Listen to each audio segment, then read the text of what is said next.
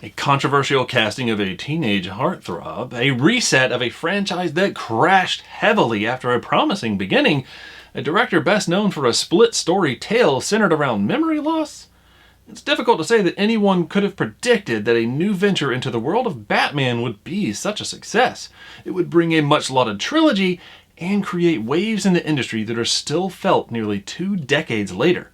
And before we find ourselves moving any further forward, it is time for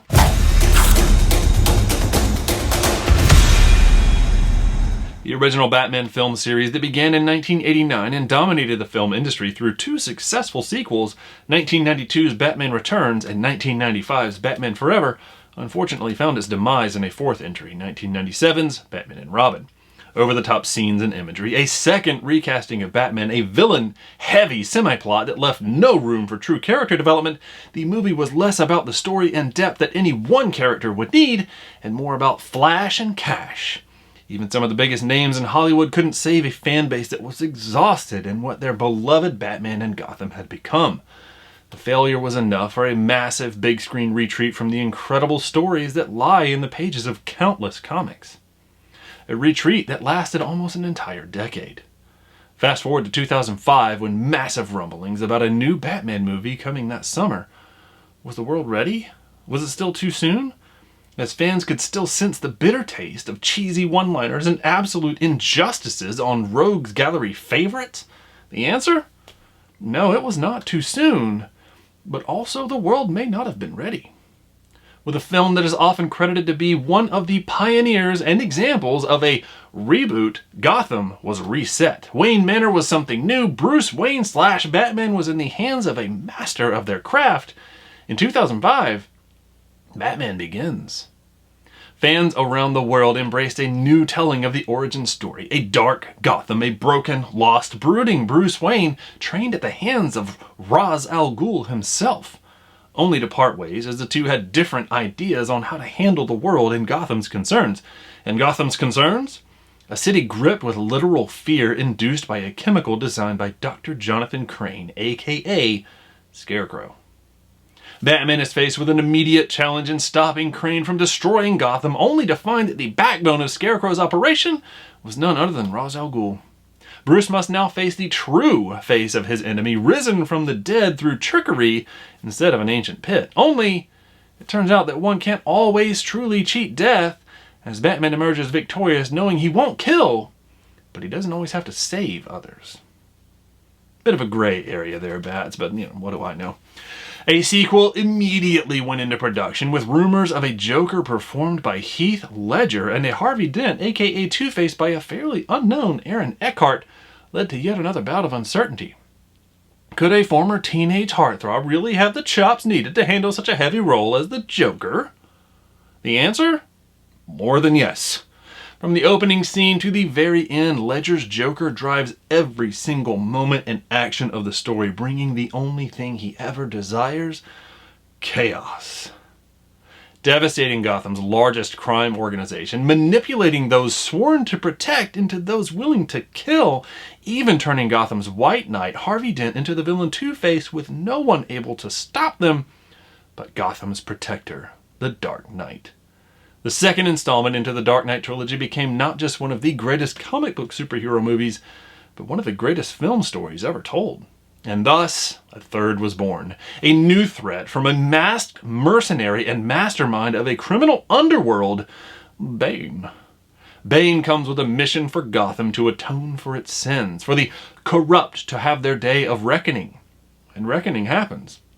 In a loose adaptation of the No Man's Land storyline, Gotham is cut off from the outside world, with a threat of nuclear destruction thanks to a weaponized reactor core stolen by Bane and hidden in Gotham.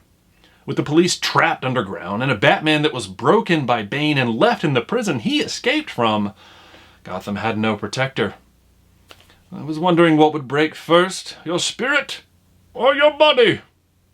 Fortunately, the answer was Bruce's body. His spirit helped him recover, escape, return to Gotham, amass an army and a cat, and defeat the villainous but organized league that had overtaken his city. With a final, seemingly sacrificial effort to save Gotham, the Dark Knight rises.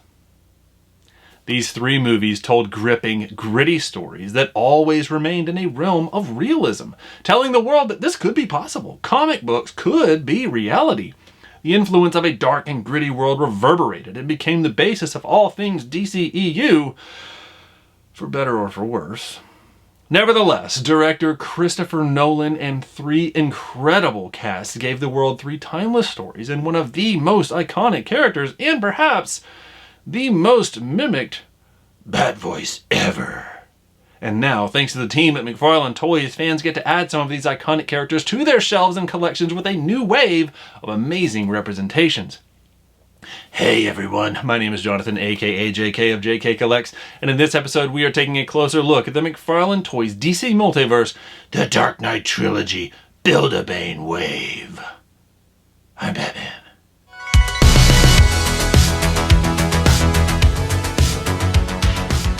Here we have number 4 of the 4 in the series for the Collect to Build a Build-A-Bane series. Let's take a look at the back of Scarecrow here, and there it is, that typical display, right? So there's our Tom Hardy, there's our Collect to Build checklist, and there is our 4th card. It's an image of Scarecrow from the movies. Let's look at the side here. Scarecrow, The Dark Knight Trilogy, that typical lettering, DC Gaming 7-inch sticker, Dark Knight Trilogy icon logo up at the top. Over here on the other side, we have that side view of Scarecrow, still have the DC Universe Infinite QR code. And then around to the front, there is our presentation of Scarecrow, and we've got some hands. We have the Bane torso, but you know what? Let's look at an exploded view. There we have it. We can see it a little bit better. There is our Scarecrow. There are our hands. There is the stand that comes with it and the card, right? Our collector's card. So very cool. Let's bring it back into the package because as usual, this isn't the way that we came to look at it. We came to take a closer look at the figure itself. So without further ado, let's bust into this one. And there is our The Dark Knight Trilogy, McFarlane Toys, DC Multiverse, Cillian Murphy, Dr. Jonathan Crane, the Scarecrow. So this one I'm going to say is probably my least favorite of the collection just because we don't really get much. I mean, I feel bad saying that. We don't get to really see the character, right? The individual that played it. We don't really get to see a representation of Cillian Murphy. Maybe they could not secure the rights to Cillian Murphy's image. Who knows? But the execution of the figure, not bad. I'm going to say that, and we're going to take a closer look at it, and I'm going to digress from my opinions, and I'm going to let you make your own as we dig through this. So let's take a closer look first at this head sculpt with the hood, right? So they did a great job with this, right? So the rope, even, I don't know if you can tell, but especially in the camera, it almost looks rope-like if it's in your peripheral, right? If I'm focusing on the mask, it looks like it's just regular old rope. And I appreciate that it is loose and it is flexible and that it moves. The eyes showing through the holes of the mask, it's just kind of creepy and haunting because they are recessed in there. It's like there is a head in there, and I'd be very curious what truly is on the inside of this mask, but I'm not curious enough to tear it apart. Maybe if I had an extra one to spare, I might try it and find out. But nevertheless, the mask is very well done. I mean, just look at it. It does look very patchwork like it is supposed to be. The crazy teeth / sewn closed mouth, and then just the odd fringes and things like that are going on in it. And I'm just very curious. I would always like to see like what this was made of and what the process, the thought with the costumers on how this was crafted by Dr. Crane and why it was done that way. And then the suit itself is kind of a ratty fabric. It almost looks like it's a really long straight jacket that's frayed and worn down from an insane asylum or something like that, right? It does look like that, but usually a straight jacket doesn't really go that far down. But hey, who knows? Maybe there was a longer version. It was like a full body because it looks like it has individual straps for each legs and just wrap it around and just keeps that person completely secure and safe, unfortunately, from themselves because we have these long straps hanging down.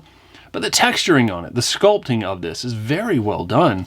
But then, you know what? Let's look at the shoulder right here. So no butterfly joint on that. We can see that there is a flesh tone bit of a torso used underneath, but we do have good rotation on it.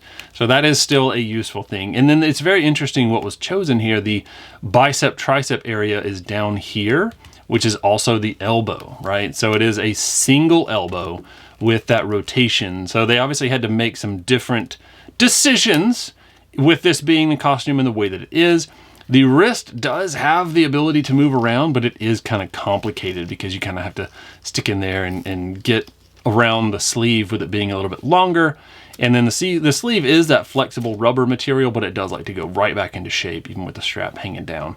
The other arm has that same capability. We have a fist over here, and we have the open kind of a neutral hand on that. And then, of course, it came with two weapon-holding trigger finger hands.